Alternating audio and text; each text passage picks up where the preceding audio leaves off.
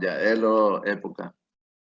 Ya es época y hay algunos que les gusta el frío, otros que el calor, ¿verdad? Bueno, ¿aprovecharon algo, estudiaron este fin de semana largo, al menos que pasamos?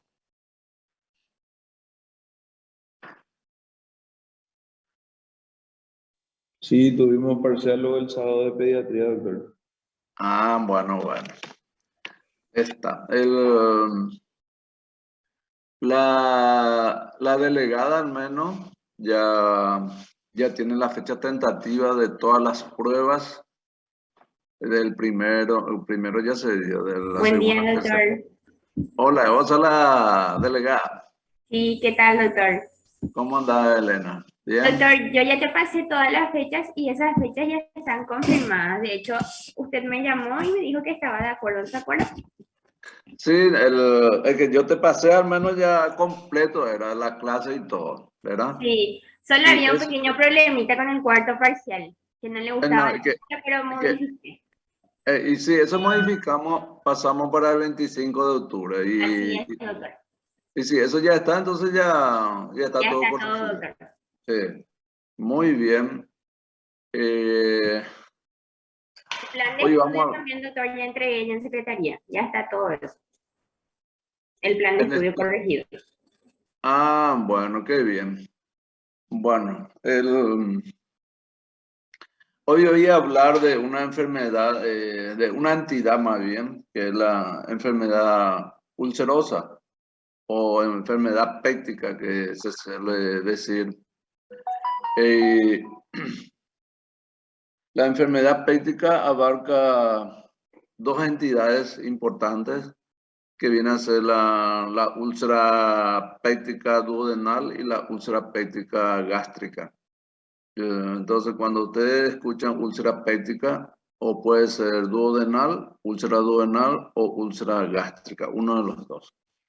Y empezaremos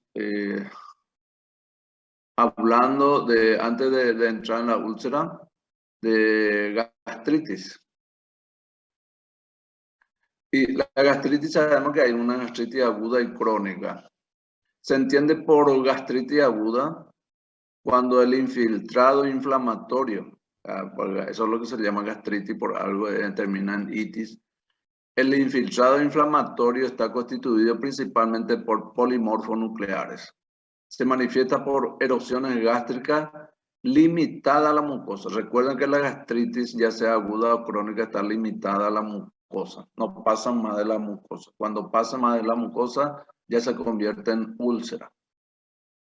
Esta erosión, por definición, no sobrepasa la capa muscular de la mucosa, que es la muscular y mucosa. Es decir, que cuando pasa la mucosa, afecta también la capa muscular de la muscular y mucosa, y ahí se convierte ya en úlcera. Estas son las causas más frecuentes o los tipos más frecuentes de gastritis aguda. Los tipos más frecuentes entonces de gastritis aguda. Están, en primer lugar, lo que más están, o los más frecuentes están, la gastritis aguda por Helicobacter pylori. Entonces, hoy seguramente vamos a estar hablando mucho del Helicobacter pylori, que es una bacteria que habita la pared del tubo gastrointestinal, sobre todo la parte gástrica. Entonces, la gastritis aguda por Helicobacter pylori es lo más frecuente, generalmente son asintomáticas y asocia una hipoclorhidia transitoria.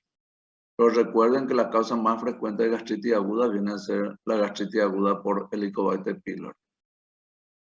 Después están las lesiones mucosas por estrés. Ustedes escucharán, ¿verdad?, que una persona que está con mucho estrés de diversas índoles suele sufrir gastritis aguda. Entre las lesiones mucosas por estrés podemos citar situaciones de gravedad, por ejemplo, paciente que está hospitalizado en UTI, enfermo de gravedad, por ejemplo, traumatismo o infecciones graves, insuficiencia hepática, renal o respiratoria grave. Es decir, que todas las enfermedades graves sistémicas pueden ocasionar estrés y el estrés entonces ocasiona la gastritis aguda. Y la patogenia de la gastritis aguda es la isquemia de la mucosa y acidez gástrica. Puede dar lugar a diferentes lesiones hemorrágicas.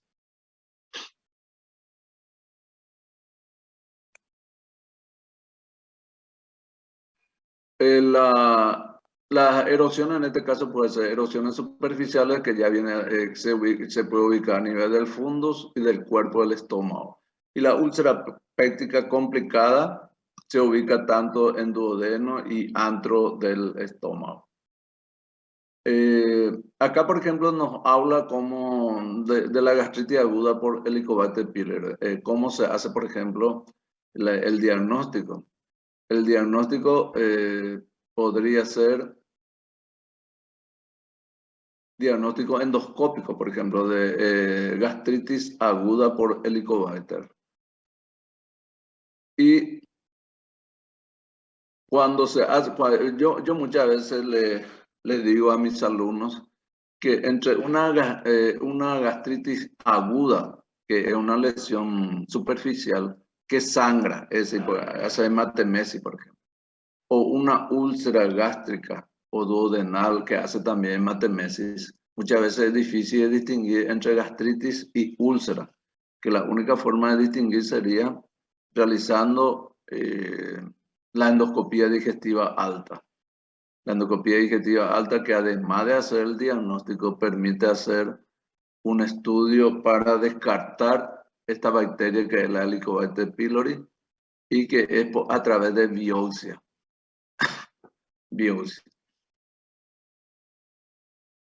También la gastritis aguda, además del Helicobacter pylori, además por estrés, puede ser ocasionada por la ingesta de ácido acetilsalicílico o los antiinflamatorios no esteroideos. Es también un poco frecuente. Y sobre todo, lo que más afectan entre los antiinflamatorios no esteroideos viene a ser los inhibidores de la ciclooxigenasa 1, que son los antiinflamatorios no esteroideos tradicionales, por ejemplo, el diclofenac, etc. Entonces, otra causa frecuente son la ingesta de aspirina y AINES, o esos AINES que yo les cité,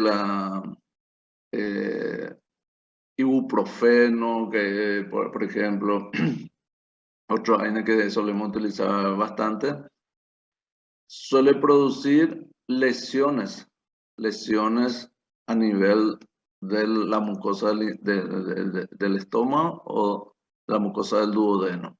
Pero después vamos a ver, más adelante vamos a ver que estos AINES tradicionales inhibidores de la ciclooxigenasa 1 o COX-1, como solemos decir, entonces hay una tendencia a producir lesiones a nivel de la mucosa gástrica, pero no produce lesión, no es un factor de riesgo para enfermedad cardiovascular.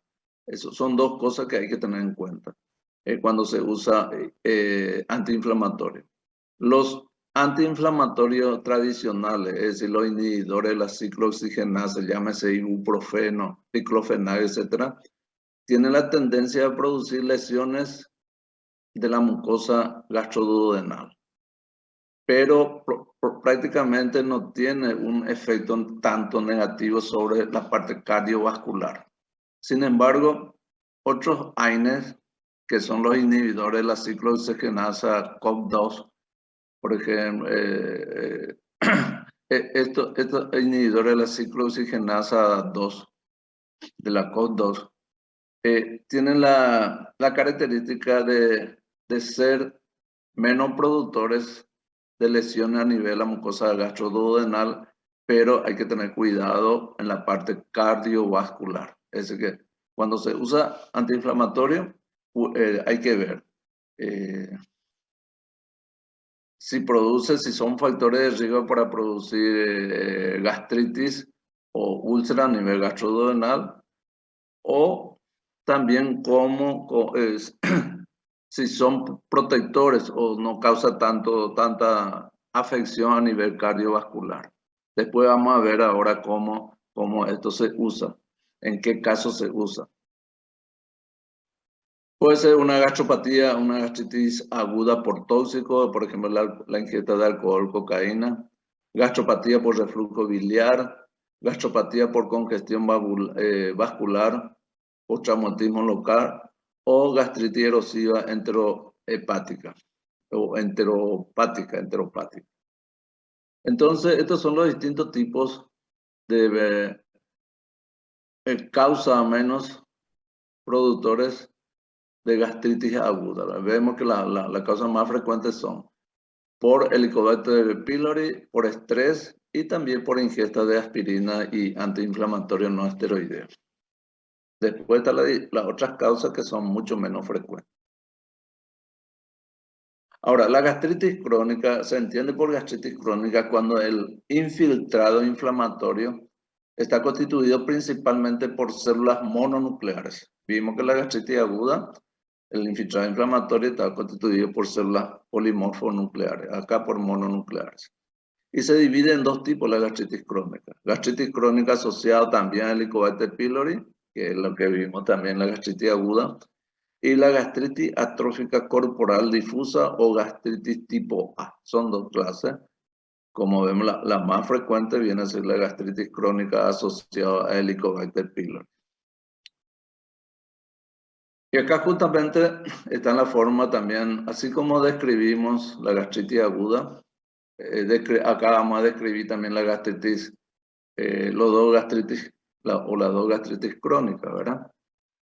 Uno de ellos es la gastritis crónica asociada a Helicobacter pylori. La forma más frecuente de gastritis crónica, localización principal, es en el antro del estómago. Cuando uno tiene Helicobacter, cuando tiene gastritis crónica por Helicobacter pylori, tiene riesgo de aparición este paciente de padecer úlceras antrales y en duodeno. Fácilmente puede tener estos pacientes de gastritis crónica, puede pasar a úlcera. Estos son respecto a lo que tiene Helicobacter pylori. Y el diagnóstico, ¿cómo se hace la gastritis crónica? Se puede hacer cuando se hace endoscopía digestiva alta, por la histología, es decir, por la biopsia, y test de detección de Helicobacter pylori. Entonces, histología más una prueba, que es la prueba ureasa, se llama el test de detección de Helicobacter pylori. Entonces, esto es cuando se hace endoscopía digestiva alta. Biopsia más test de ureasa. Y el tratamiento de esta gastritis crónica consiste en la erradicación del Helicobacter pylori. Gastritis crónica también tiene el riesgo del aumento de aparición del adenocarcinoma gástrico y del linfoma Malte. Entonces, si uno tiene gastritis crónica por Helicobacter pylori, puede fácilmente llegar a tener úlcera gastroduodenal o aumenta también la aparición del adenocarcinoma y linfoma que se llama MAL. Bueno, está también el otro tipo de la gastritis crónica, que es la gastritis atrófica corporal difusa o gastritis crónica tipo A. Es menos frecuente, típica del norte de Europa, predominantemente en mujeres, y es de mecanismo inmunitario. Bueno, cuando hay gastritis crónica de tipo A, suele haber el diagnóstico, se realiza, en este caso al menos, puede haber deficiencia de vitamina B12 cuando hay gastritis crónica de este tipo. Entonces, si se hace el diagnóstico de déficit de vitamina B12, ¿verdad? También se hace a través de la histología y determinando los anticuerpos anticélula parietal. Entonces, en este caso, es lo que se hace el diagnóstico de gastritis crónica, pero con deficiencia de vitamina B12. Es decir, que no toda la gastritis crónica difusa de tipo A. Hay déficit de vitamina B12. Es más frecuente gastritis atrófica sin déficit de vitamina B12. Pero cuando hay gastritis crónica tipo A, siempre hay que buscar si hay o no déficit de vitamina B12. Y cuando hay déficit de vitamina B12, el tratamiento consiste también, además de erradicar el Helicobacter pylori, en este caso hay que tratar también el déficit de vitamina B12. También tiene mayor riesgo de adenocarcinoma gástrico en los dos tipos entonces de gastritis crónica, tanto de tipo A o debido al Helicobacter pylori. Hay mayor riesgo de padecer adenocarcinoma gástrico. Ahora entramos en la parte de úlcera. La úlcera péptica, como yo le estaba diciendo, comprende las dos entidades importantes que son la úlcera péptica gástrica y la úlcera péptica duodenal.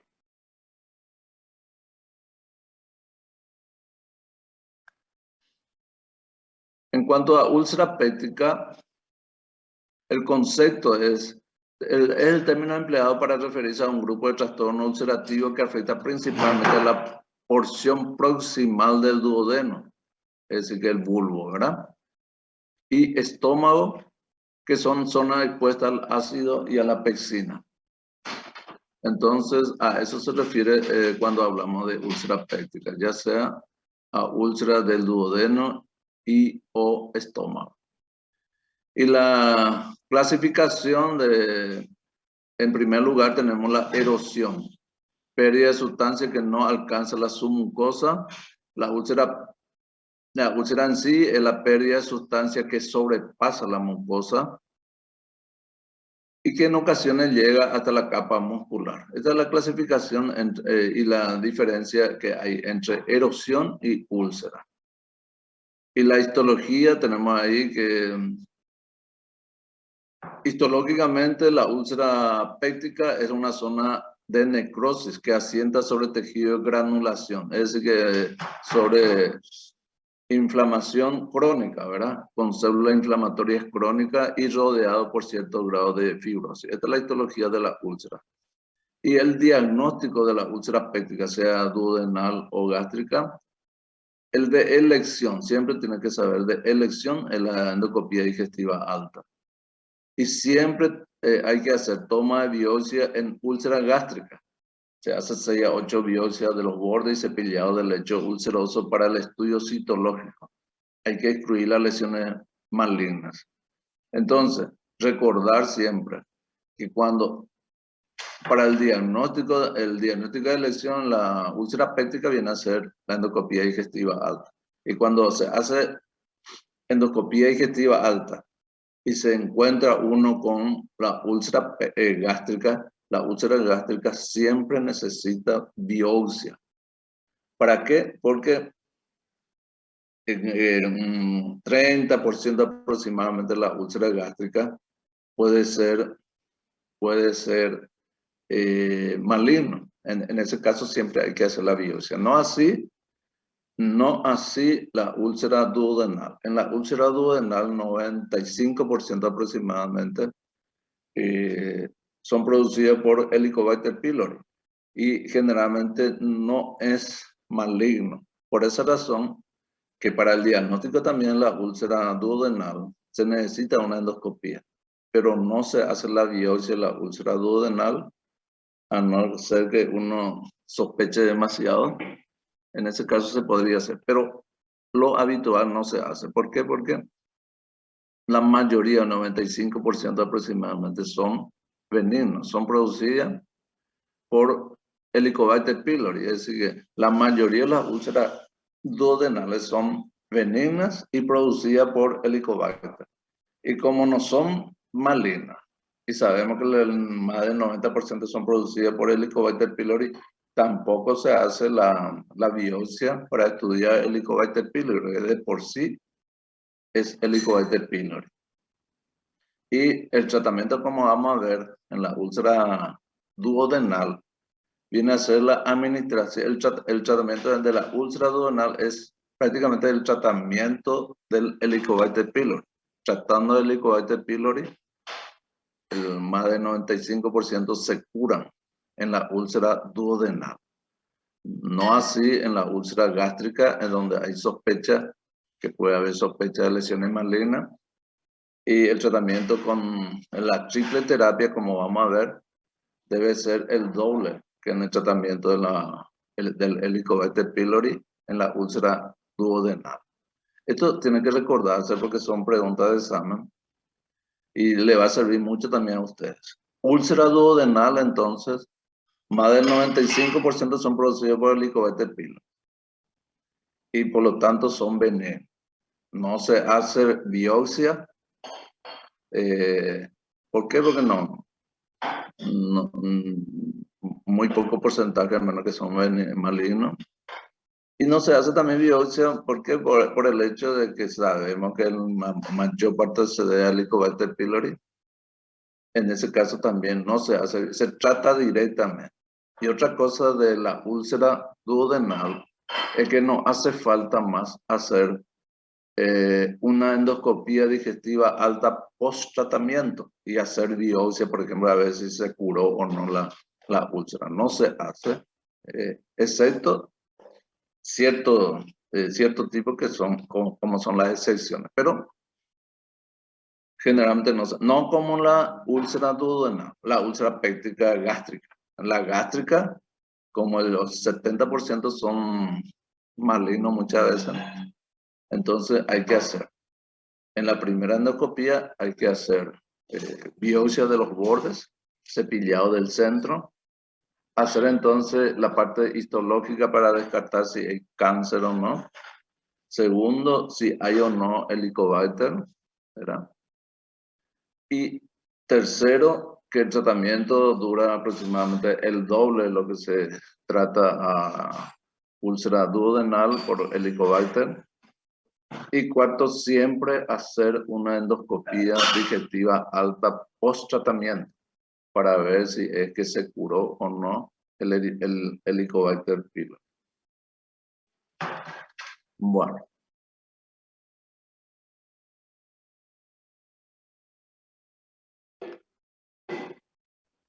Acá, por ejemplo, tenemos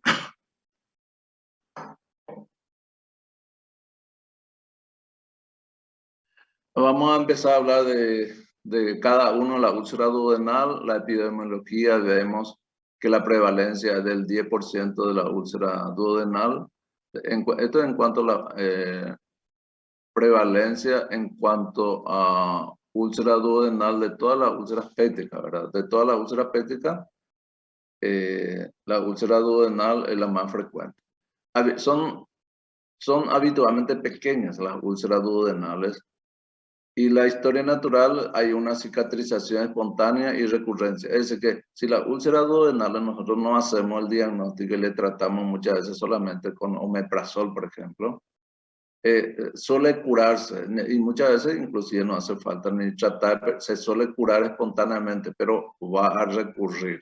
Hay una recurrencia, se considera crónica y recurrente, pudiendo recidir a los 2 años entre 80 y 90%. Por eso es importante hacer la endoscopía digestiva alta para ver si lo que está sangrando es úlcera péptica, gástrica o duodenal. Si es duodenal hay que tratar. ¿Por qué? Porque recurren bastante, a los 2 años recurren 80-90%. La localización más frecuente, el 95% de la úlcera duodenal se localiza en la primera porción del duodeno, que es el bulbo. Y en cuanto a etiopatogenia, el Helicobacter pylori es la causa más frecuente de la úlcera duodenal, el 90-95%. Sin embargo, hay que tener en cuenta que no todos los pacientes que tienen Helicobacter pylori desarrollan úlcera, solamente una pequeña cantidad, pero todos los pacientes, prácticamente todos los pacientes que desarrollan úlcera tienen Helicobacter pylori, no al revés. En cuanto a etiopatogenia, en cuanto a la causa también, hay además del Helicobacter pylori, hay una asociación también con la ingesta de AINE y otros factores. Entre estos factores está alteraciones de niveles de gastrina, vaciamiento gástrico acelerado, puede ser factores genéticos, o por pacientes, por ejemplo, del grupo sanguíneo 0 o UO, son los que más tienen la úlcera duodenal. El tabaco, que es un factor importante. Otros factores entonces más importantes son AINE, tabaco. Tabaco, ¿qué es lo que hace? Aumenta la incidencia de úlcera duodenal, empeora la cicatrización de la úlcera, favorece la recurrencia, incrementa el riesgo de complicaciones y la necesidad de cirugía.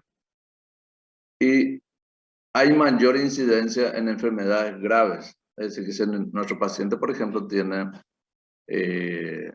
cirrosis hepática, EPOC, insuficiencia renal crónica, si se le hizo radioterapia o quimio, son pacientes que tienen frecuencia aumentada de úlcera duodenal. En cuanto a la clínica, ¿cómo se presenta entonces la úlcera duodenal?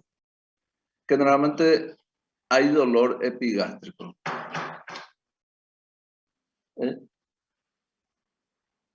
Hay dolor epigástrico.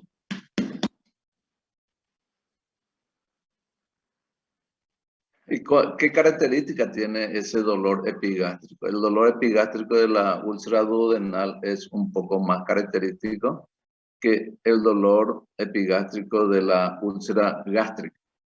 ¿Cómo se presenta la úlcera duodenal? Hay un dolor epigástrico que aparece 1 hora y media a 3 horas después de las comidas y que se alivia con los alimentos con antiácidos o antisecretores. Esa es la característica típica de la úlcera duodenal.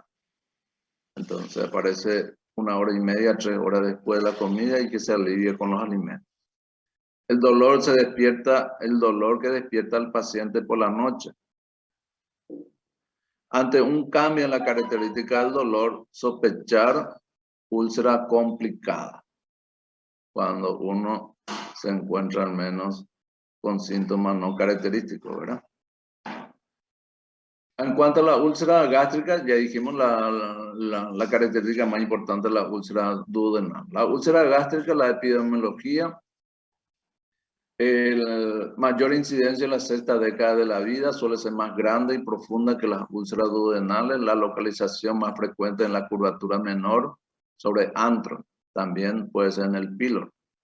En cuanto a la etiopatogenia, el Helicobacter pylori es la causa solamente en el 60-80% de los casos. Ya vimos que úlcera duodenal era mayor del 90%. Y la asociación con AINES. Los AINES tienden a producir más úlcera gástrica que duodenal. Es decir, que en cuanto a etiopatogenia, está en relación al Helicobacter pylori solamente en 60-80%. Asociado también con ingesta de AINES. Sobre todo, AINES dijimos que son los inhibidores del COD1, ¿verdad? Ibuprofeno, diclofenac, etc. Y están las idiopáticas en el 10% y puede ser una manifestación de un cáncer gástrico.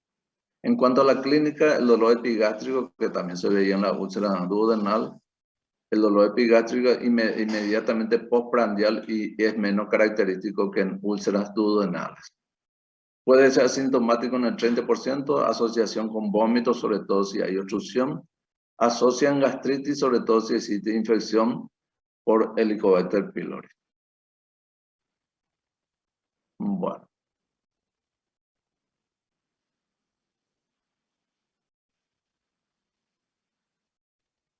Acá solamente están los nombres de los medicamentos que más se usan en las úlceras pépticas. Ya dijimos que úlceras pépticas estamos hablando de gástricas y duodenales. Los antiácidos que muchas veces usamos como aliviadores más bien de los síntomas, el hidróxido de aluminio, el hidróxido de magnesio, por ejemplo. Los antagonistas de los receptores H1, antes usábamos mucho, después hubo un efecto colateral que hace como 7 años aproximadamente que no se usan más los receptores H2 como la cimetidina, la ranitidina, etc. Ranitidina, famotidina, etc. Esto prácticamente no se usa por ahora por efecto colateral que había presentado. Y lo que más se usa actualmente son los inhibidores de la bomba de protones. sabemos cuáles son el omeprazol, lansoprazol, pantoprazol, esomeprazol. Estos son los inhibidores de la bomba de protones. El mecanismo está acá, unión irreversible a la bomba de protones, que es la vía final común de la secreción de ácido en la célula parietal. El modo de empleo debe administrarse 30 minutos antes de las comidas y generalmente con una forma práctica ustedes cuando utilizan omeprazol, lansoprazol y eso, yo les suelo indicar en ayunas a los pacientes. Es lo mejor, ¿verdad? Pero acá nos dice que se puede administrar también antes de otras comidas, pero mínimo 30 minutos antes de las comidas.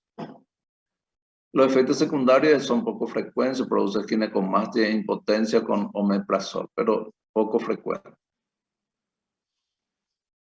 Bueno. Eso sí, es un dato interesante que los inhibidores de la bomba de protones produce interacciones con otros medicamentos, por ejemplo, interfieren en la absorción del hierro, en la absorción del ampicilino, ketoconazol y la digoxina. Hay que tener cuidado en esos casos, que cuando se dan estos medicamentos puede interferir y disminuir la acción de estos remedios que le estamos dando por otro motivo a nuestro paciente. Y acá tenemos el manejo al menos el manejo de un paciente ya con úlcera, hemorragia por úlcera péptica.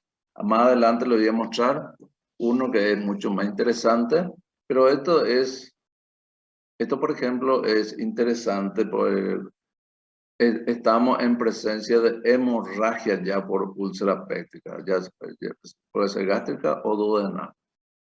El manejo de la hemorragia consiste en, generalmente el paciente cuando sangra mucho tiene alteración hemodinámica. En este caso, cuando hay alteraciones hemodinámicas hay que internar al paciente y darles las soluciones que corresponden. La solución que más se utiliza son soluciones de suero fisiológico, puede ser también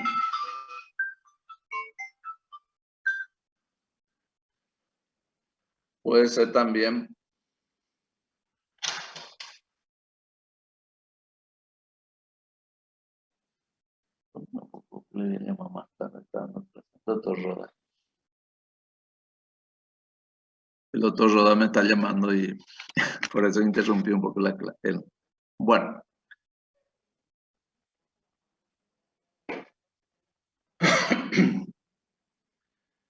Entonces,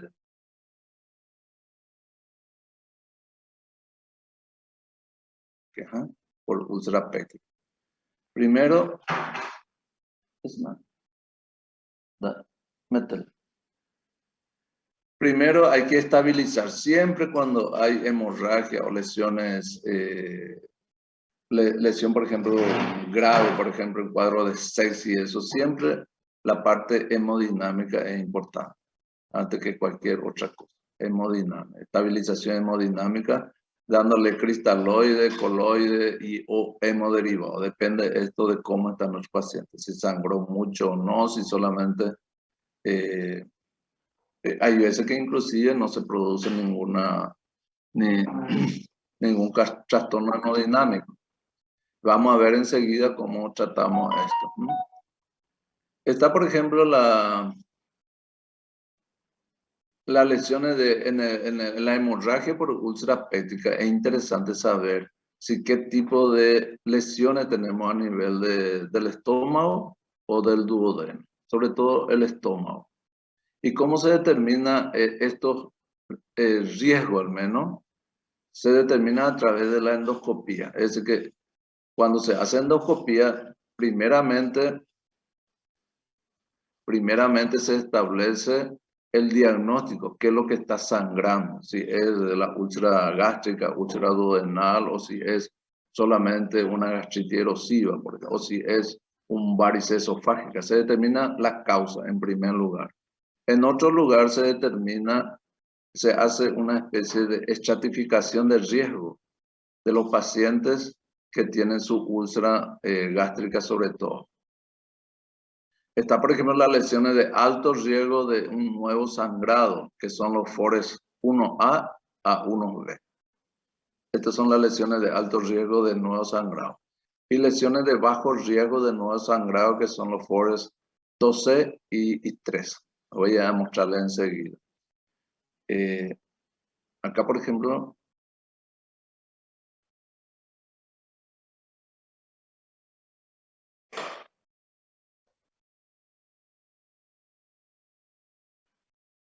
después les voy a mostrar, se me está escapando, pero les voy a mostrar los FORES. Cuando hay lesiones de alto riesgo, como son los FORES 1A o 2B, a 2B, ¿verdad? Acá hay lesiones de alto riesgo de nuevo resangrado. ¿Qué es lo que se hace?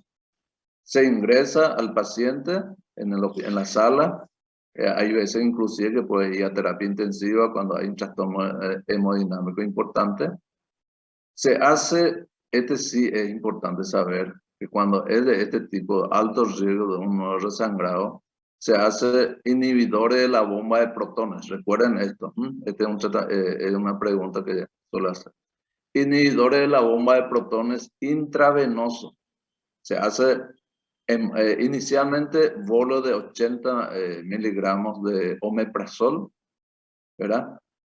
Una ampolla de omeprazol tiene 40 miligramos, entonces son 2 ampollas de omeprazol en bolo en este tipo de paciente.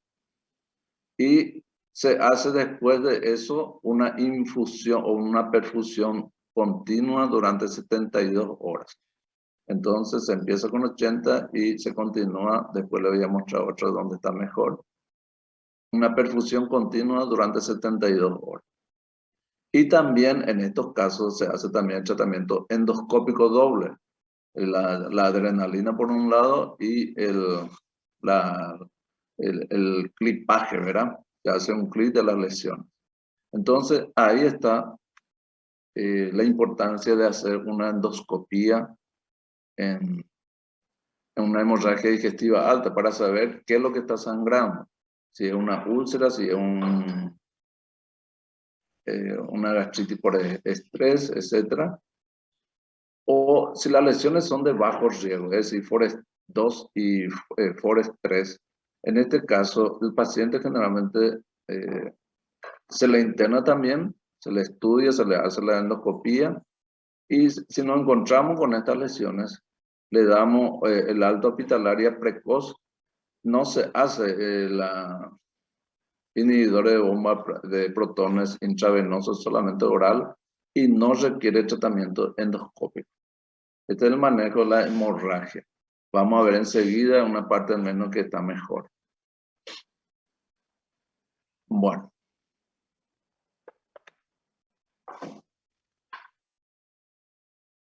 Entonces, en una hemorragia digestiva alta, por ejemplo, ¿cómo se hace el diagnóstico?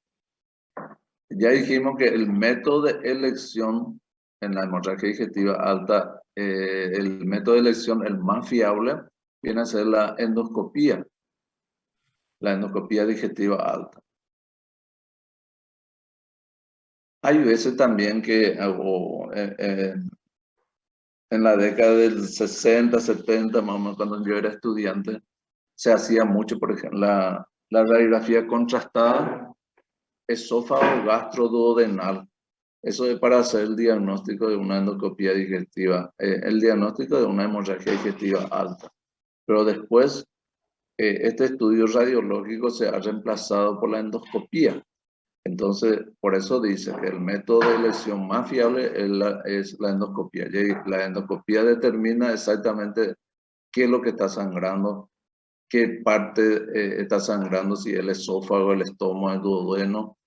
Y también ya dijimos que hace la clasificación de FORES para un mejor tratamiento.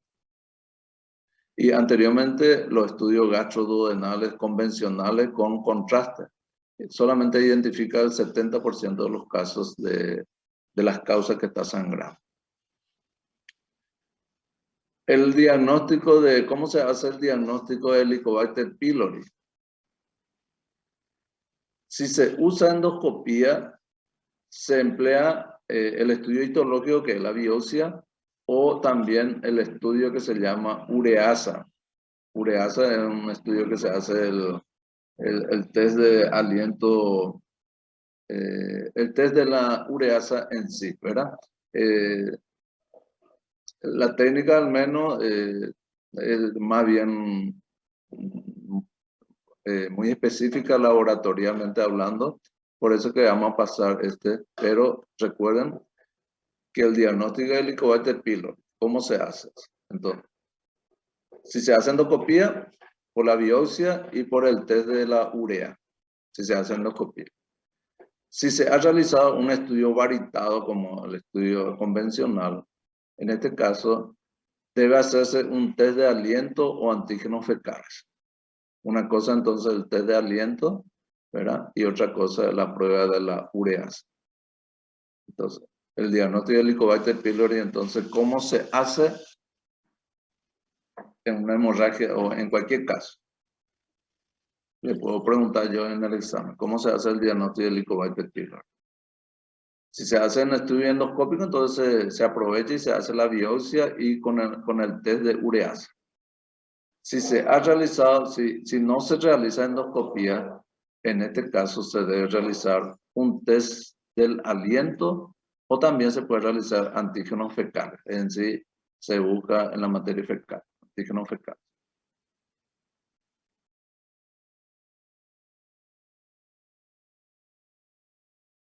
Bueno, el tratamiento de la úlcera en sí es un tratamiento erradicador del Helicobacter pylori. Acelera la cicatrización y evita la recurrencia. Estamos hablando de úlcera duodenal por Helicobacter pylori.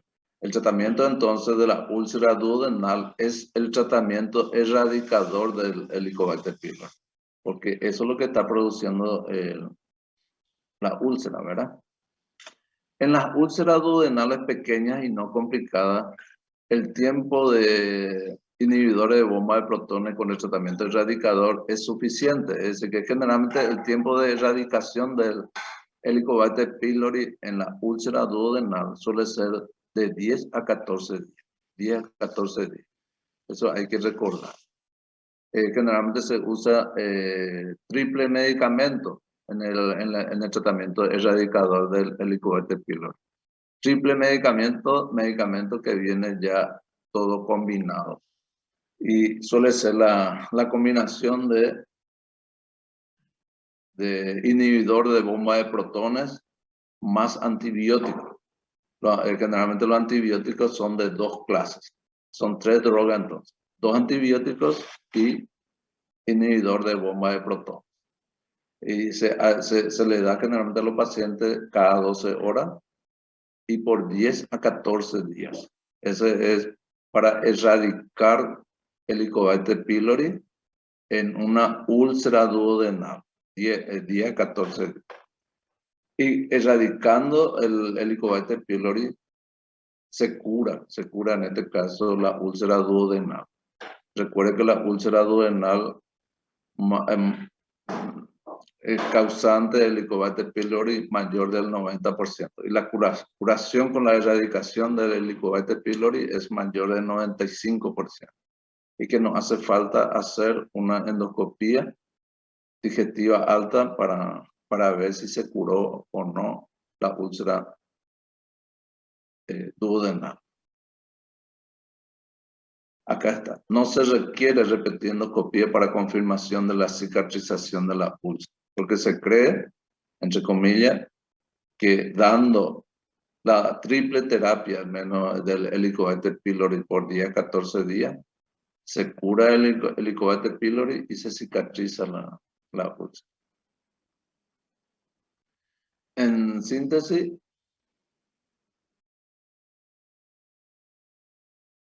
en la úlcera duodenal, puede hacerse una endoscopía digestiva alta o un estudio gastroduodenal con contraste. Esto es lo que se hacía antes. Cuando se hace una endoscopía oral, se tiene que hacer el diagnóstico de Helicobacter pylori. Estamos hablando de úlcera duodenal. ¿Cómo se hace el diagnóstico? Puede ser por la biopsia, que es la histología, o puede ser por la prueba de ureasa. La misma cosa en el estudio gastroduodenal con contraste, que es lo que antes se usaba. El test de diagnóstico de Helicobacter pylori se hace por el test del aliento. No es como acá, en este caso, que este se usa solamente con la endoscopía digestiva, la ureasa y la biopsia. Acá no se puede hacer las dos cosas, y el diagnóstico de Helicobacter pylori se hace con el test del aliento. Si sale positiva el Helicobacter pylori, se hace el tratamiento erradicador. Y no hay que mantener el tratamiento antisecretor una vez que se completen los 10, 14 días de tratamiento erradicador. Se usa esos 10 días y ya está, entre comillas al menos, la erradicación del Helicobacter pylori y por lo tanto la curación de la úlcera.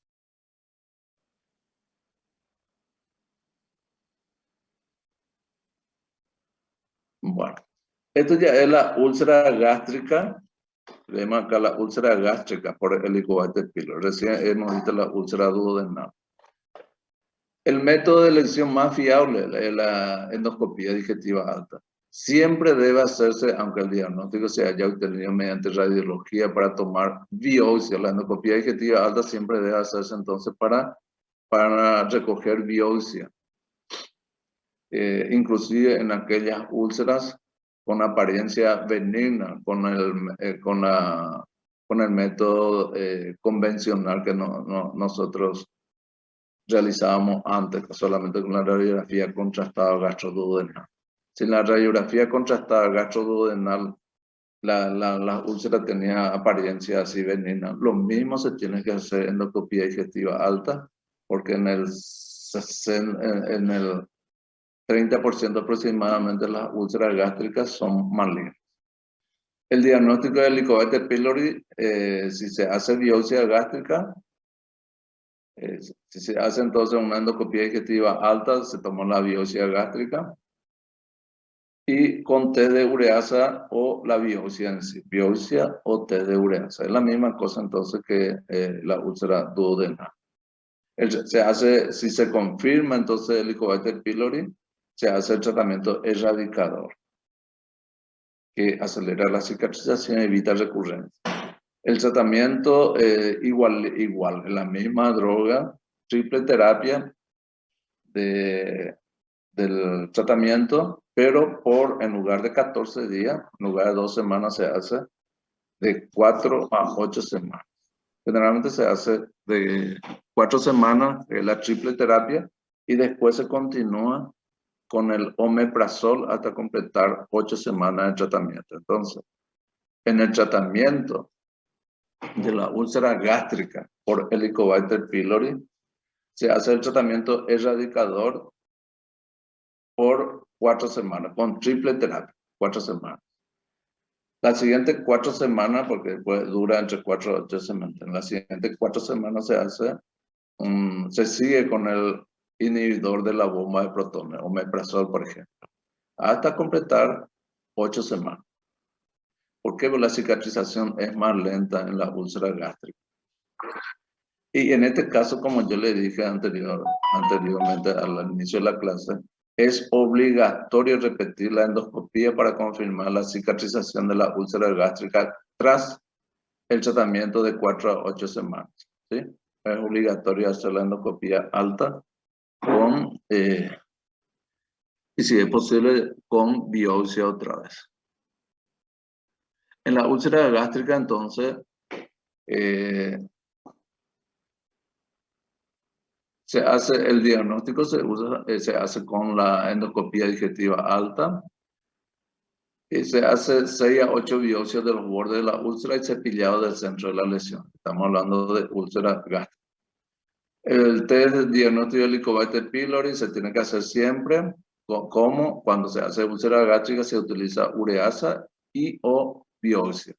Y si resulta positivo, se hace el tratamiento erradicador y la confirmación de la cicatrización y erradicación de de la úlcera, cicatrización. Y erradicación de Helicobacter pylori siempre se debe hacer. Y el tratamiento antisecretor durante 4 a 8 semanas. Eso es lo que yo le estaba diciendo. La triple terapia generalmente se hace 4 semanas. Las siguientes 4 semanas se hace con el tratamiento antisecretor. Es decir, solamente ya con omeprazol, por ejemplo, inhibidores de la bomba de protones. Bueno, ahora vamos a ver los AINES y tracto gastrointestinal. Doctor, una consulta. Eh, En cuanto al tratamiento de los dos antibióticos y el inhibidor, ¿cuáles serían los antibióticos? no, y los antibióticos que más se usan son metronidazol, ¿verdad? Un antibiótico, ¿verdad? Y el otro antibiótico suele ser la acitromicina, por ejemplo. Se usa mucho la claritromicina. Por un lado se usa un medicamento para tipo parásito, porque es una bacteria, ¿verdad? Metrozol, y el otro antibiótico se usa la acitromicina o claritromicina. Son 3 cosas. Entonces, por un lado está inhibidores de bomba de protones y 2 antibióticos. Metronidazol y la acitromicina o claritromicina. ¿Está contestada? Genial, doctor. Muchísimas gracias. Bueno. Esto ya está por terminar. Yo le había dicho que los antiinflamatorios suelen producir lesiones del tracto gastrointestinal a nivel de la mucosa gástrica y duodenal. Y estos daños que puede producir se realizan por doble mecanismo. Un efecto sistémico, y que es el mecanismo principal. Tiene que saber esto, que es el mecanismo principal, el efecto sistémico. Por esa razón, muchas veces los antiinflamatorios le dicen está recubierta por protectores gástricos, ¿verdad? Los antiinflamatorios, recubiertos por protectores gástricos. Pero ven acá que el efecto local, el efecto tópico sobre la mucosa, por su carácter de ácido débil, no es el efecto principal de la lesión de los AINES sobre la mucosa gastrointestinal. El efecto principal es cuando la droga se absorben a nivel del duodeno y después producen la lesión. Este es el efecto sistémico, el efecto principal. Tiene que saber usted entonces eso. El efecto principal ya dijimos que es el efecto sistémico. Independiente, por tanto, de su formulación galénica con cubierta de protección gastroentérica, ya puede ser también vía rectal, térmica o parenteral. Por todos los medios que se utilizan, entonces, los antiinflamatorios, tiene el efecto principal que es sistémico. Y inhibe estos COX-1, ¿verdad? Porque está, por ejemplo, los COX-1 inhibidores de la bomba estos son, por ejemplo, los inhibidores de la ciclooxigenasa 1. Esos son los COX-1 que nosotros sabemos, es lo que más usamos. Son, por ejemplo, la ibuprofeno, diclofenac, etc. Inhibe entonces estos remedios, inhibe la ciclooxigenasa 1. ¿Y qué son las ciclooxigenasa 1? Son enzimas constitutivas responsables de la síntesis de prostaglandina. Y las prostaglandinas protegen la mucosa gástrica al intervenir en la formación de moco, la secreción de bicarbonato y un adecuado flujo sanguíneo a la mucosa. Es decir, si nosotros le damos un antiinflamatorio a nuestro paciente, estamos inhibiendo la COX-1, que viene a ser la ciclooxigenasa 1. Entonces, no se produce prostaglandina y la mucosa gástrica está al descubierto, entonces, ante el efecto de ataque de estos medicamentos. Entonces, los COX-1 su efecto principal negativo es sobre la mucosa gástrica. Pero sobre la parte del corazón, que puede producir también los antiinflamatorios, tiene un efecto, no tiene efecto deleterio. Sin embargo, están también entre los medicamentos, le van a presentar después los visitadores y eso, que están los COX-2, inhibidores de la ciclooxigenasa 2. Estos inhibidores de la ciclooxigenasa 2 no actúan sobre la prostaglandina, no actúa, no inhibe la prostaglandina. Entonces, son, entre paréntesis, menos dañinos que los COX-1. Pero ¿qué pasa? Que estos inhibidores de la COX-2 a nivel de la mucosa gastroduodenal no es dañino, pero puede ser dañino a nivel cardiovascular, sobre el corazón. Y entonces uno tiene que saber si necesitamos antiinflamatorio, ¿qué antiinflamatorio hay que usar? COX-1 sería bueno usar en pacientes que no tienen problema de... El COX-1, entonces, en pacientes que tienen problema de estómago, antecedentes de úlcera gástrica o úlcera duodenal, en lo posible no hay que usar, o si se usa, hay que usar con cuidado y asociado a inhibidores de bomba de Proton, como vamos a ver enseguida. Sin embargo, no tiene efecto sobre la parte cardíaca. Hay pacientes, por ejemplo, que tienen alteración de la parte cardíaca en una insuficiencia cardíaca, por ejemplo. En estos casos, hay que, en lugar de usar COX-1, se usa, por ejemplo, el COX-2, es decir, en inhibidores de la COX-1 hay que usar en pacientes que no tienen problema cardíaco, pero usar con cautela en pacientes que tienen antecedentes de afección de la mucosa gástrica y duodenal. Y la COX-2 se puede usar en pacientes que tienen problemas gastroduodenal, la mucosa, ¿verdad? Pero usar con cautela en pacientes que tienen trastorno cardíaco. Bueno. Estos son lo que se cita acá, factores de riesgo para el desarrollo de complicaciones gastrointestinales con AINE. Entonces, antes de usar AINE, en lo posible hay que ver si nuestro paciente tiene antecedentes de trastorno gástrico o trastorno cardiovascular.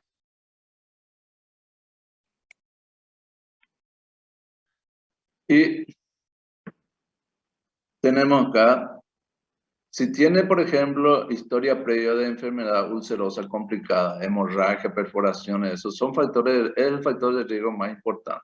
¿Qué no hay que usar en estos casos? Hay que usar con sumo cuidado si hace falta, son el COX-1, ¿verdad? Inhibidores que son los inhibidores de la ciclooxigenasa. En este caso, en lo posible, no hay que usar los COX-1. Si tiene antecedentes de riesgo, antecedentes de enfermedad ulcerosa. Antecedentes. En este caso, en lo posible, hay que usar COX-2 si nuestro paciente no tiene problema cardíaco. Utilización concomitante de anticoagulantes por sí mismos no son ulcerogénicos, es decir, que se puede usar también anticoagulantes con antiinflamatorios, pero hay que tener un poco más de cuidado porque aumenta los riesgos entonces de sangrado de las lesiones gástricas y duodenal. Utilización concomitante de varios AINE, incluso aspirina a dosis bajas. Entonces, estos son los factores de riesgo para el desarrollo de complicaciones gastrointestinales. Entonces, cuando se usan AINES, combinaciones, inclusive un diclofenac con aspirina, por ejemplo, a dosis baja, son factores de riesgo para el desarrollo de complicaciones de la úlcera gastroduodenal.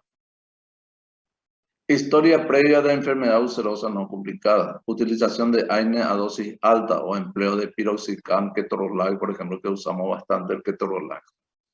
Edad mayor a 60 años es un factor de riesgo, es el factor de riesgo más frecuente, la edad mayor a 60 años. Y el riesgo más importante, el factor de riesgo más importante viene a ser el antecedente de enfermedad ulcerosa complicada. Estos puede aparecer factor de riesgo más frecuente y factor de riesgo más importante. Son diferentes. Recuerden eso.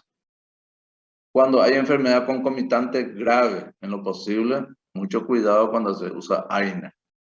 Infección por Helicobacter pylori, es decir, que la Helicobacter pylori predispone al desarrollo de úlcera gastroduodenal. Utilización concomitante de corticoide a dosis alta, mayor a 10 miligramos por día. Corticoide, ¿verdad? Mayor a 10 miligramos por día. Aunque los corticoides de por sí no son ulcerogénicos. ¿Qué hay que hacer si nuestro paciente está tomando AINE? ¿Qué hay que hacer entonces? Pauta de actuación frente a la úlcera péptica por AINE. Úlcera péptica, entonces, que puede estar producida por AINE, ¿verdad? Ya en este caso ya no estamos refiriéndonos ya al Helicobacter pylori, sino al úlcero de AINE en pacientes que desarrollan úlcera, ¿verdad? Úlcera péptica. Hay que suspender AINE, si se puede.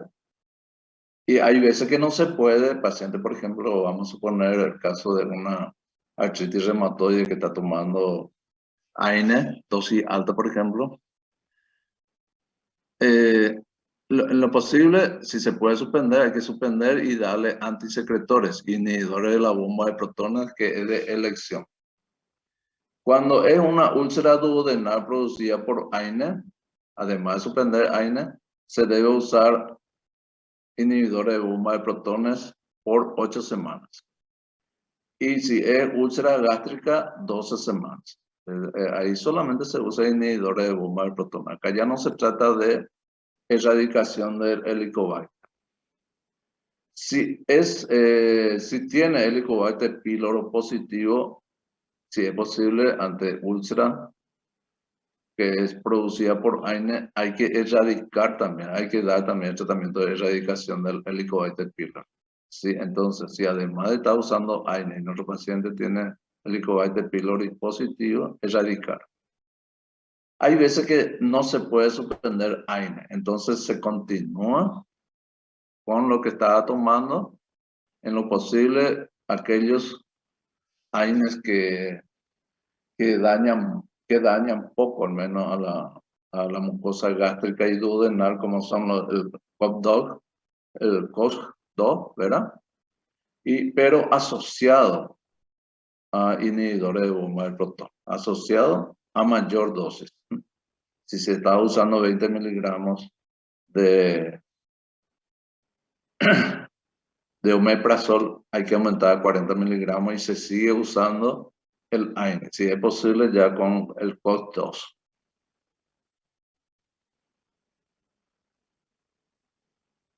Bueno.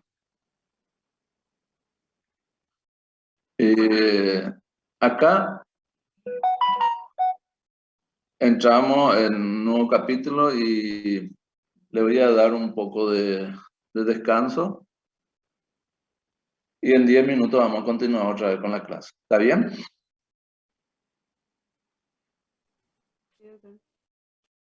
¿Sí? Sí, doctor, está bien. Sí, doctor, está bien, doctor. ¿No hay alguna pregunta hasta ahora? No, profe, todo No, tranquilo. doctor. Bueno, listo. Está.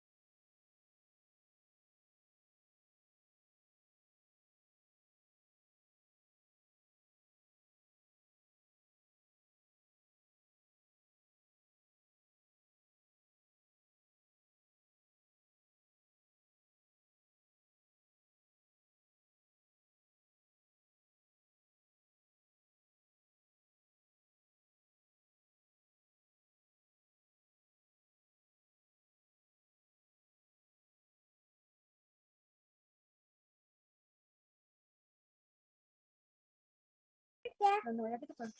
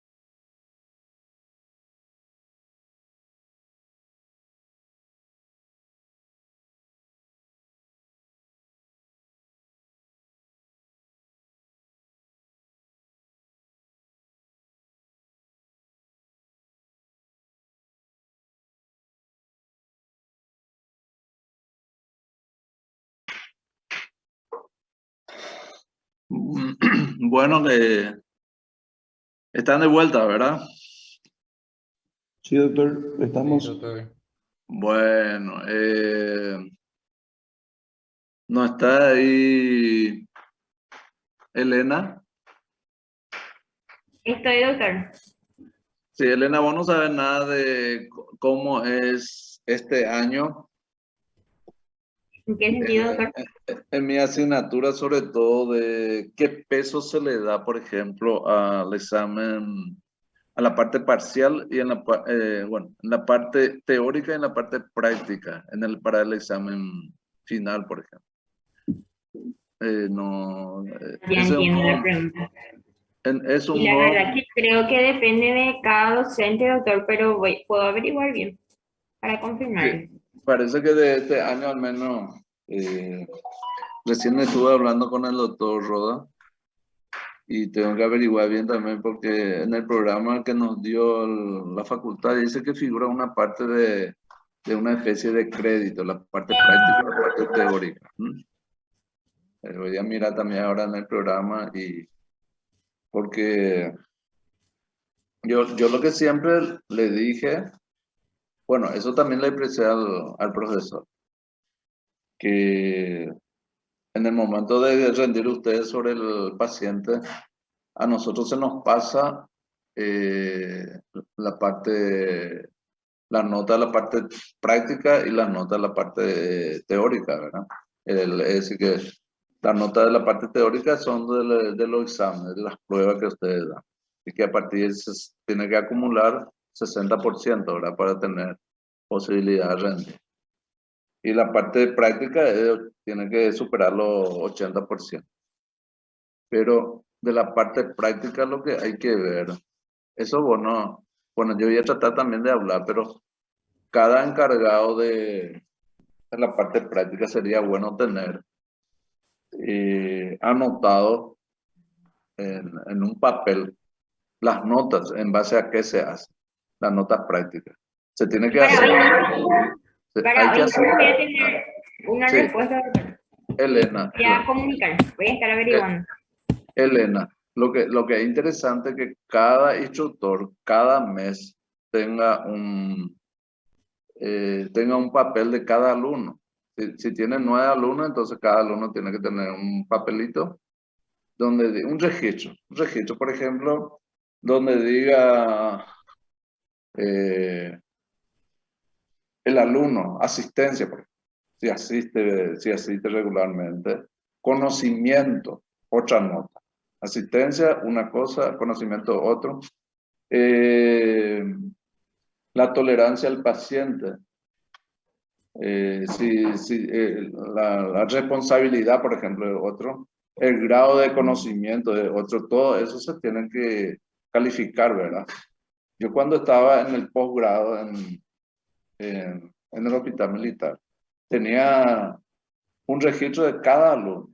Y eso después nosotros en el examen final al menos presentábamos. Y tenía su nota. No sé si eso querés ver con los instructores o cada representante de cada grupo habla con los instructores para empezar desde este mes ya que estamos empezando mayo. Entonces, desde la Sería próxima bueno. semana, que así esta semana nos organizamos para hacer Sería bueno. A lo mejor yo te envío ahora ¿cómo te digo así? Un modelo, ¿verdad? Lo que yo utilizaba antes y entonces ellos elaboran, tiene también un registro de ustedes. Y porque eso de 80% considero que más bien la asistencia de ustedes es lo que se da. No se dan otra cosa. No se dan, por ejemplo, conocimiento. Se tiene que tener asistencia, se tiene que tener respeto a profesores, respeto al paciente, respeto a los mismos compañeros, ¿verdad? Todas esas Pero cosas. la asistencia es el 90% de asistencia. Puramente asistencia, y eso no tendría que ser 8 datos más que reúna, ¿verdad? Y porque es la única forma. Un alumno puede ser súper inteligente, ¿verdad? Y podés pasarme, doctor, el modelo y armamos una libretita. Entonces, para que cada alumno pase a retirar y tenga su propia libretita y vea cómo le va en el transcurso del año. Y yo me puedo encargar de repartir y de hacerle llegar a todos, sin problema. ¿Eso tienen ustedes No, y vos me tenés que pasar el modelo, cuáles son las pautas. Claro, y al final se suman todos y se divide, ¿verdad? Y sí. Porque eso se suma. Conocimiento a lo mejor del 1 a 5, 4. Asistencia 2, por ejemplo, que así te pongo. Entonces, todo eso se suma y después se divide. Y esa es la nota final, lo que tiene que aparecer para que pueda tener peso, ¿verdad? En el examen final, cuánto de notas prácticas y cuánto de notas teóricas lo que tiene peso. Porque tenemos en cuenta más el peso teórico, ¿verdad? De las pruebas antes que otra cosa. Y sería bueno que, por eso que los instructores le tienen que conocer a sus alumnos, con preguntas, ¿verdad? Con asistencia, con responsabilidad, con el respeto, ¿verdad? A los pacientes y todo eso. Todas esas cosas se tienen que calificar. Entonces yo en un momento te voy a pasar lo que yo usaba antes, ¿verdad? Y sería interesante que ellos también usen. Y que cada uno de ustedes tenga su calificación. ¿Está? Ok, doctor. Bueno. Ahora vamos a ver un tema que viene a ser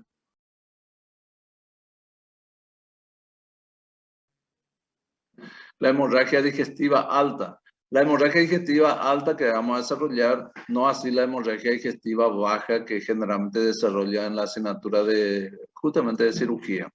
Por eso me inclino más a dar siempre la parte de hemorragia digestiva alta. Bueno. La definición de la hemorragia digestiva alta se define como la pérdida de sangre en el tramo digestivo superior desde el esófago hasta el ángulo de Treys. Ustedes saben dónde queda el ángulo de Treys. Para considerar aguda esta hemorragia digestiva, debe manifestarse en forma de hematemesis o melena. En ocasiones se presentará como una hematoquesia. En la hemorragia digestiva baja, la forma de presentación más frecuente es la hematoquesia, ¿verdad? Pero en la hemorragia digestiva alta se produce hematoquesia, que es eliminación por vía baja de sangre, de sangre sin digerir, ¿verdad? Esa es la hematoquesia. Y se produce en una hemorragia digestiva alta masiva, la hematoquesia. Es frecuente la hemorragia digestiva alta y tiene una alta mortalidad de aproximadamente del 5 al 10%. Y estas son las causas más frecuentes de la hemorragia digestiva alta. Está lo relacionado con la hipertensión portal y la no relacionada con la hipertensión portal. Ahora, la no relacionada con la hipertensión portal puede ser de origen esofágico, de origen gastroduodenal, que es la más frecuente. Y de origen esofágico puede ser una esofagitis, una úlcera esofágica, síndrome de Majori-Way, ¿verdad? Y neoplasia esofágica. El síndrome de Majori-Way, por ejemplo, se presenta cuando un paciente vomita, el gran esfuerzo que hace, vomita y tiene un sangrado a nivel de la parte inferior del esófago. En el origen gastroduodenal ya dijimos que están la úlcera duodenal y gástrica, y de la úlcera duodenal y gástrica, la úlcera péptica, que son las dos determinaciones. La úlcera péptica es la causa más frecuente de hemorragia digestiva alta, recuerden eso. El 50% al menos de la hemorragia digestiva alta son causadas por las úlceras pépticas, duodenal y gástrica. Y de los dos, de la duodenal y gástrica, más frecuente es la úlcera duodenal. También después están las lesiones agudas de la mucosa gástrica, que viene a ser, por ejemplo, muchas veces una gastritis erosiva, que también puede producir una hemorragia, ¿verdad? Ya sea por AINE, aspirina, estancia en UTI o un estrés metabólico, por ejemplo. Puede ser una úlcera y gastritis de boca anastomótica, puede ser una neoplasia gástrica, una neoplasia duodenal, la enfermedad de Distila-Foy, Puede ser ectasia vascular y angiodisplasia, enfermedad de Rendu-Osler y fístula aortoentérica. Todas estas son causas, pero la más frecuente ya dijimos, úlcera duodenal y gástrica, lesiones agudas de la mucosa gástrica producidas por antiinflamatorios. Esos son los más frecuentes. Y la hemorragia digestiva relacionada con hipertensión portal están, por ejemplo, las varices esofágicas. Las varices esofágicas que vamos a ver ahora en el capítulo de hipertensión portal causa más frecuente de sangrado de origen esofágico, 50%. Esto es lo que se ve frecuentemente en la hipertensión portal de la cirrosis hepática. Acá vemos las causas más frecuentes de la etiología más frecuente de hemorragia digestiva alta. Como ven, la mayor parte corresponde a la úlcera péptica gastroduodenal. Le sigue la varice esófago-gástrica y la erosión gástrica y duodenal. Después está ya la otra causa menos frecuente. Para el diagnóstico de la hemorragia digestiva alta, tenemos que tener hematemesis, que son sangre roja brillante o en pozos de café. Hematemesis, entonces, para hablar de hematemesis, tenemos que ver que la sangre tenga esta característica. Porque cuando se habla de hematemesis, muchas veces tenemos dificultad para distinguir si eso proviene del tubo digestivo o proviene del tubo broncopulmonar, ¿verdad? Entonces, para hablar de hemorragia digestiva alta, ya dijimos que tiene que haber o hematemesis y o melena. Melena en casi todos los casos, hematoquesia en hemorragia masiva de tubo digestivo alto. El estado de volumen es interesante en la hemorragia digestiva alta determinar la gravedad o el trastorno hemodinámico que tiene el paciente. Hay pacientes que sangran poco, en esos casos no se presentan signos ni síntomas de pérdida de sangre. Entonces, el siguiente paso para hacer el diagnóstico al menos de hemorragia digestiva alta es determinar el estado de volumen que pierde nuestro paciente. Esto es para determinar la gravedad de la hemorragia. Al principio, el hematocrito es un mal indicador inicial de pérdida sanguínea. Al principio, pero más adelante el hematocrito es útil para determinar el grado de pérdida de sangre, por ejemplo, el hematocrito. Al principio es un mal indicador.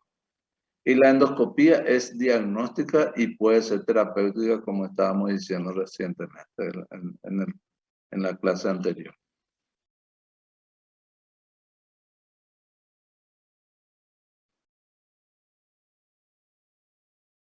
Este viene a ser la clasificación hemodinámica de la hemorragia digestiva alta. Hay pacientes que no tienen repercusión hemodinámica y hay otros pacientes con repercusión hemodinámica. Generalmente lo que no tiene repercusión hemodinámica muchas veces no tiene síntomas. Inclusive se habla sin repercusión hemodinámica en una hemorragia digestiva alta cuando la presión arterial sistólica es superior a 100, la frecuencia cardíaca inferior a 100 latidos por minuto. Y cuando no hay ortostatismo con cambio de posición, ausencia de cambio, entonces no hay cambio con el ortostatismo, es decir, que el paciente se puede, estando así acostado, se levanta o se sienta en la cama y no se produce, por ejemplo, un descenso superior a 10 milímetros de mercurio de presión arterial sistólica o un aumento superior a 20 latidos por minuto. Se produce algo normal que solemos ver. Es decir, que si nosotros nos acostamos y nos levantamos o nos sentamos, sobre todo nos sentamos o nos levantamos en la cama, hay un descenso ínfimo de la presión arterial, que siempre es menor a 10 milímetros de mercurio.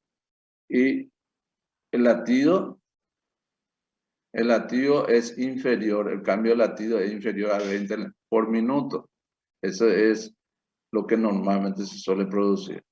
Y cuando no hay repercusión hemodinámica, entonces esto es lo que se produce. Sin embargo, cuando hay repercusión hemodinámica, todo lo contrario. hay concurrencia de 2 o más de los siguientes signos. La presión arterial sistólica inferior a 100 milímetros de mercurio, frecuencia cardíaca superior a 100 latidos por minuto y hay cambios significativos con el ortotatismo. Un descenso superior a 10 milímetros de presión arterial sistólica y un aumento superior a 20 latidos por minuto de la frecuencia cardíaca.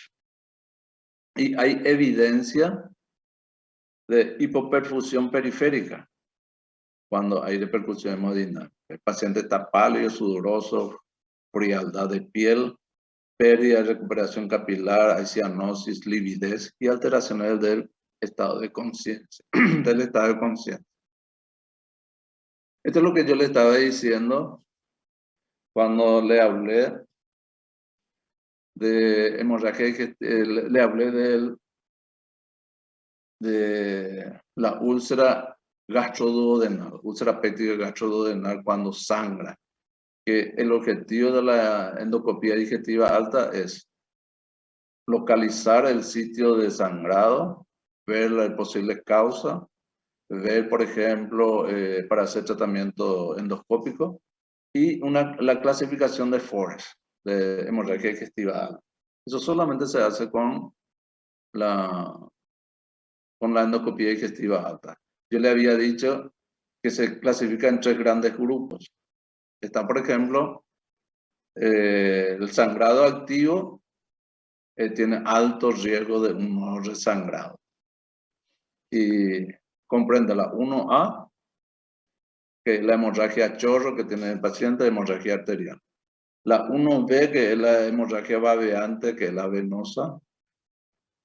Sangrado reciente, vemos que hay el 2A corresponde a vaso visible dentro de la úlcera.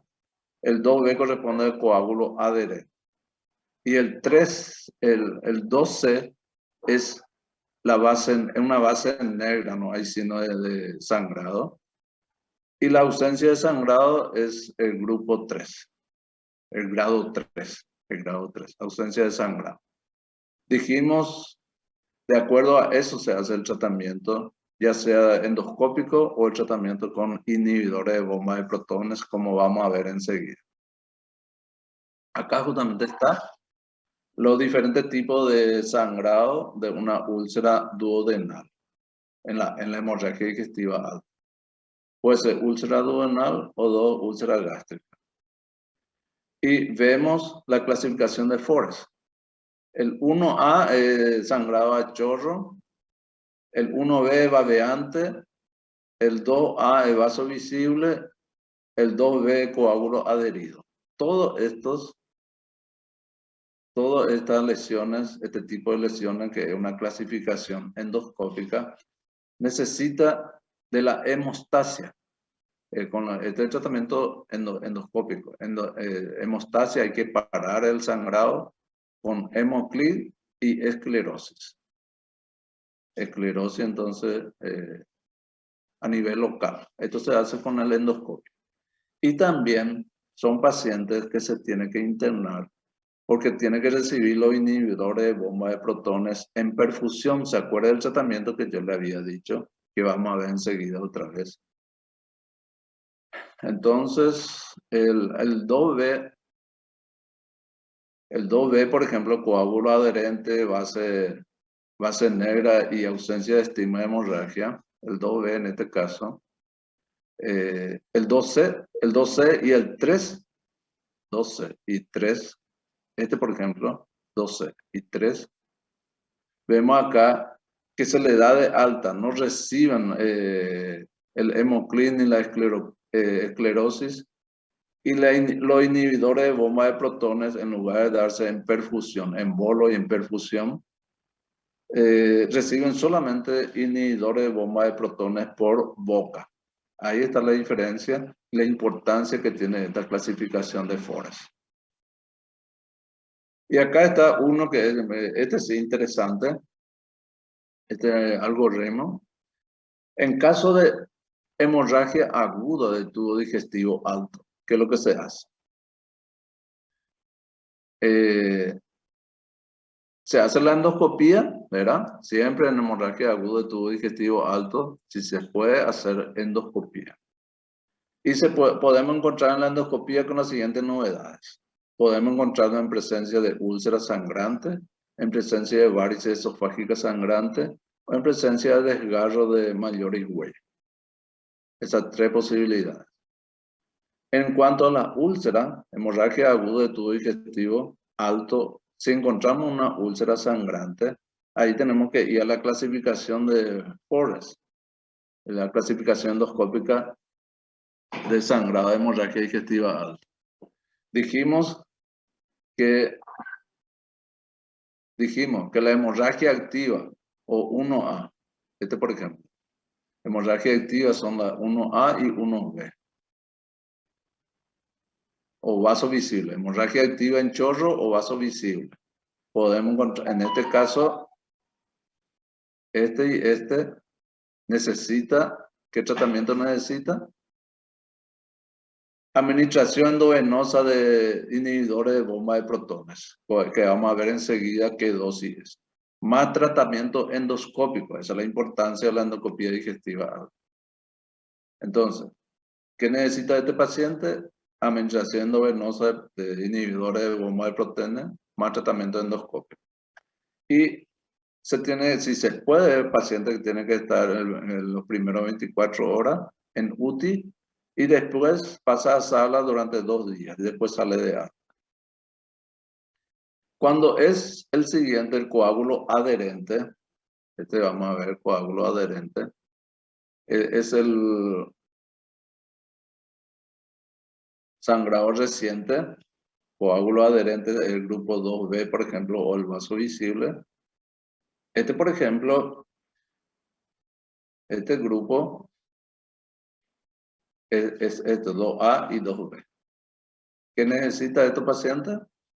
Coágulo adherente. Se necesita prácticamente el mismo tratamiento. Administración endovenosa de inhibidores de bomba de protones o algunos necesitan tratamiento endoscópico o no. Pero este primero, la hemorragia activa o vaso visible, necesitan sí o sí el tratamiento endoscópico también. Puede ser que reciba o no tratamiento endoscópico, pero debe recibir endovenoso. Debe recibir el omeprazol, por ejemplo. Atención intrahospitalaria durante 3 días más o menos y después puede ser que salga de alta. Cuando nos encontramos con zona pigmentada, que son ¿verdad? La fibrina, esta zona pigmentada. O también hematina, que viene a ser la clasificación 2C y 3, ¿verdad? En este caso, ¿qué se hace? Acá, en zona pigmentada plana. No se administra inhibidores de bomba de protones endovenosos, no recibe. Ni se efectúa tratamiento endoscópico. Acá se efectúa las dos cosas, acá puede ser la endovenosa sí o sí y tratamiento endoscópico más o menos. Acá en la zona pigmentada no se administra por vía endovenosa, solamente por vía oral, ¿verdad? Tampoco se efectúa tratamiento endoscópico. Atención intrahospitalaria durante 2 a 3 días. Y cuando la úlcera tiene base limpia, no se administra, en este caso no se administra inhibidores de bomba de protones por vía endovenosa, pero sí vía oral. Tampoco se hace tratamiento endoscópico. Esto prácticamente tiene el mismo tratamiento y se da su alta, más precoz que esto que está a su izquierda. Y cuando la hemorragia de tubo digestivo alto agudo, cuando uno con la endoscopía nos encontramos con varices esofágicas sangrantes, ¿qué se hace en estos casos?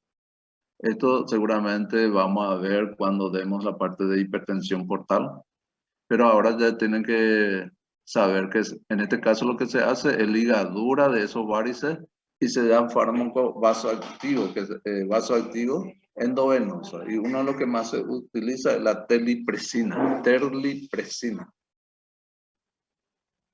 Y en el desgarro de Mallory Way se hace esto que ven acá. Pero esto es lo que a nosotros nos interesa más, ¿no? Varices esofágicos sangrantes vamos a dar en otra clase. Y acá, por ejemplo, está la diferencia que hay entre hemorragia digestiva alta y baja. Ya dijimos que la baja no vamos a ver, pero en este caso podemos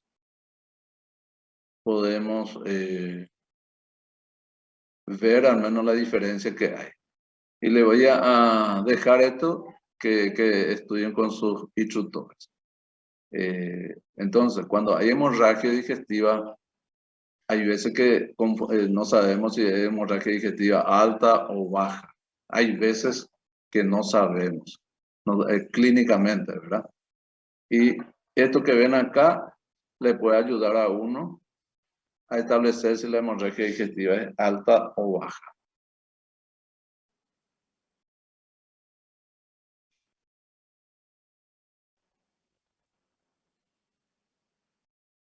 Esto es lo que yo le estaba diciendo sobre recomendaciones para el tratamiento de la lesión mucosa inducida por antiinflamatorios no esteroideos. ¿Se acuerda la clase? Entonces yo le había dicho que en el contexto clínico de una úlcera activa, ¿qué se tiene que hacer? Las recomendaciones que se tienen que hacer. Cuando un paciente tiene úlcera activa generalmente sangrante, ¿qué se tiene que hacer? Se puede hacer interrupción de los antiinflamatorios no esteroidales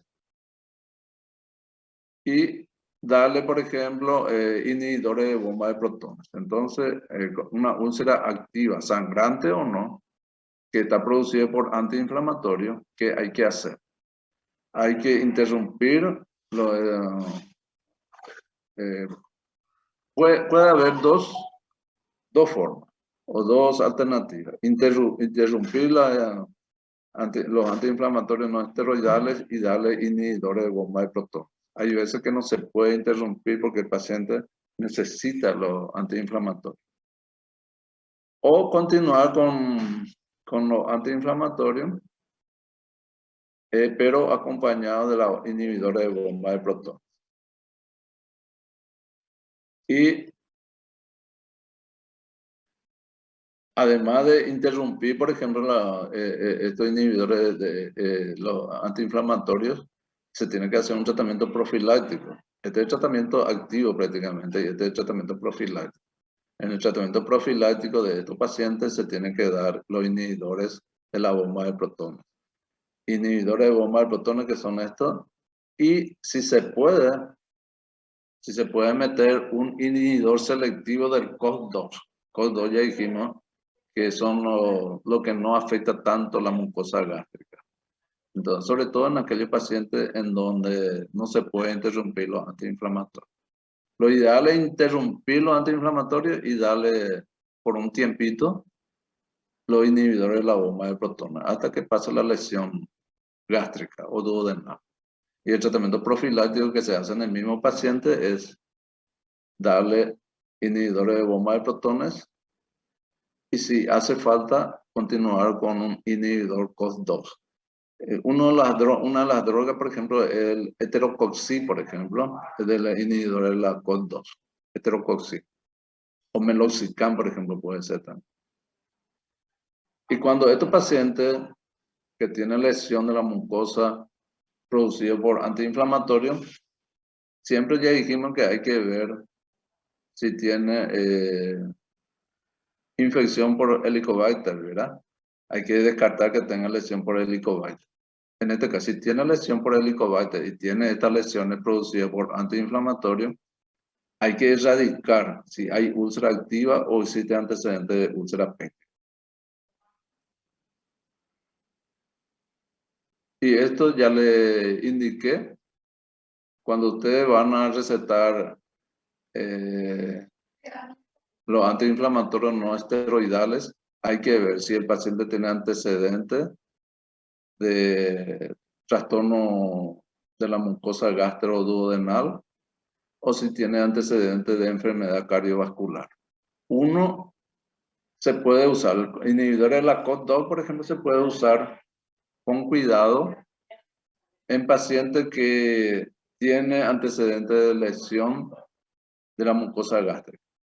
Heterocoxi, meloxicam, etc. Se puede, el inhibidor de la COX-2 siempre acompañando los inhibidores de la bomba de protones. Cuando se usa antiinflamatorio, por más que sea COD-2, se tiene que acompañar con inhibidores de la bomba de protones. Ahora, los pacientes que tienen riesgo cardiovascular, quizás está tomando ácido acetilsalicílico y tiene riesgo ausente, de riesgo digestivo ausente, ¿qué medicamento usar?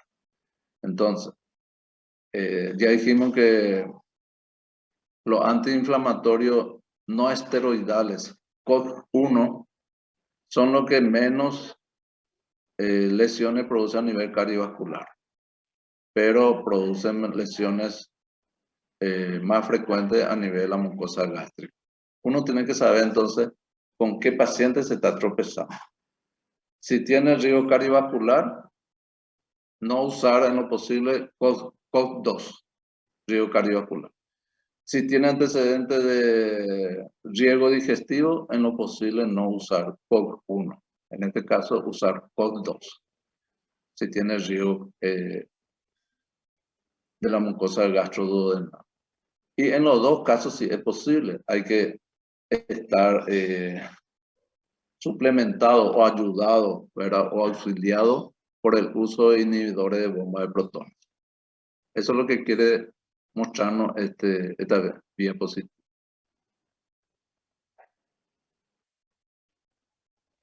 Bueno, y estas son las medidas generales que se tiene que tener con un paciente que tiene una hemorragia digestiva alta. ¿Qué es lo que se tiene que hacer? Reposo absoluto en dieta, dieta absoluta también de acuerdo a lo que ven acá. No le quiero leer porque está todo escrito acá. ¿Qué perfusión de suero hay que darle? Suero glucosalino a razón de los 2,5 litros por día. Y esto ya depende si hay que usar suero glucosado, suero salino, suero lactato Ringer, o si hay que usar plasma o hay que usar sangre. Depende ya de la cantidad de sangre que perdió con la hemorragia digestiva alta. Hay que controlar la presión arterial, diuresis, medición de la presión arterial y frecuencia cardíaca después de cada manifestación espontánea de sangrado. Transfusión de sangre si hace falta, ver si el sangrado se produce en pacientes cardiópatas, etcétera, en donde la necesidad de una transfusión se hace en etapa más temprana, no hay que esperar, por ejemplo, hemoglobina inferior a 7 para hacer una transfusión en un paciente con insuficiencia cardíaca, por ejemplo. Y acá tenemos el tratamiento farmacológico específico en el sangrado, en la hemorragia digestiva alta. Vemos tratamiento farmacológico específico. Hemorragia digestiva alta por úlcera péptica o lesiones agudas de mucosa gástrica, que va también para, sobre todo, hemorragia digestiva alta por úlcera péptica. Acá, como ven, no figura úlcera duodenal, porque ya dijimos que la úlcera duodenal a lo mejor se va a curar sin que se dé esta dosis de inhibidores de bomba de protones por vía endovenosa. Por vía oral puede ser, pero sabemos cómo se cura la hemorragia digestiva alta por úlcera duodenal. ¿Cómo se cura? Dándole tratamiento para Helicobacter pylori. A lo mejor al principio necesita este bolo inicial cuando está sangrando ese paciente, pero después el tratamiento en sí ya hay que dar, por ejemplo, el tratamiento para erradicar Helicobacter pylori. Esto que ven acá es el tratamiento farmacológico específico de una úlcera péptica o lesiones agudas de mucosa gástrica. ¿Qué se hace? Entonces, cuando uno sospecha que tiene una hemorragia digestiva alta, Ya dijimos que lo ideal es hacer endoscopía digestiva alta. Entonces se ve qué es lo que está sangrando, a qué nivel está sangrando, si es gástrico, si es duodenal, si es esofágico. Si es gástrica o duodenal, al principio al menos hay que hacer este tratamiento. Esto no se olvide. Se hace un bolo inicial de omeprazol, que son 2 ampollas de omeprazol en bolo de entrada, seguida de infusión continua de 8 miligramos por hora por 72 horas. Esto es lo que se hace en la hemorragia digestiva alta por úlcera péptica. Y también hemorragia digestiva alta por úlcera duodenal. Solamente que en úlcera duodenal apenas pasa el sangrado y ya tenemos que hacerle el tratamiento al menos del Helicobacter pylori. Pero esto no se olvide. ¿Y en quiénes se hace esto? Nosotros ya dijimos, en quiénes se hace este tratamiento. Le había mostrado otra vez. Acá. Administración endovenosa de inhibidores de bomba de protones más tratamiento endoscópico. En hemorragia FORES 1, 1A, 1B, coágulo adherente 2A, 2B, ¿verdad? Acá se hace esto. Acá ya no se hace endovenoso. Por vía oral nomás ya en la zona pigmental, cuando ya no hay más posibilidad de resangrado. Ni acá no se hace por vía endovenosa. Estos dos FORES 3, por ejemplo, o 2C, no se hace más tratamiento endovenoso de inhibidora de bomba de protones. Esta es la importancia al menos de la endoscopía. Bueno, acá figuran las preguntas que después van a desarrollar con los instructores. Acá se metió también la parte de diarrea, eso porque el año pasado yo di esta clase con la diarrea. Bueno. Hasta acá la clase de hoy. Y no sé si hay alguna pregunta.